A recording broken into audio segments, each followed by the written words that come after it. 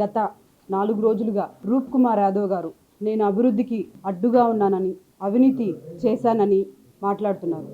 నా మీద ఇవన్నీ అనడం జరుగుతుంది. నేను అభివృద్ధికి అడ్డుగా ఉంటే ఎంతో గొప్పగా Podalakur road divider, central lighting, greenery ఎలా వచ్చిందో చెప్పాలని అడుగుతున్నాను. మంత్రివర్యులు నారాయణ గారు కూడా విఆర్ స్కూల్కి 10 బస్సులు, ఇంకొన్ని డెవలప్ యాక్టివిటీస్ ఇవన్నీ కూడా నా ప్రమేయం లేకుండా జరిగాయా?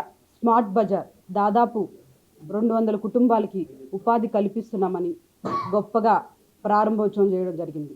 దానికి పర్మిషన్స్, శాంక్షన్స్ ఇవ్వకుండానే అవన్నీ జరిగాయని ఇలా చెప్పుకుంటూ పోతే ఎన్నో డెవలప్మెంట్ యాక్ట్, పార్కులు, రోడ్లు, ఇలా ఎన్నో డెవలప్మెంట్ యాక్ట్స్ జరిగాయి. రూప్ కుమార్ యాదవ్ గారు ఫైల్స్ ఆగుతున్నాయని కూడా చెప్పారు. నా దగ్గరికి ఫైలు ఎప్పుడు వచ్చింది?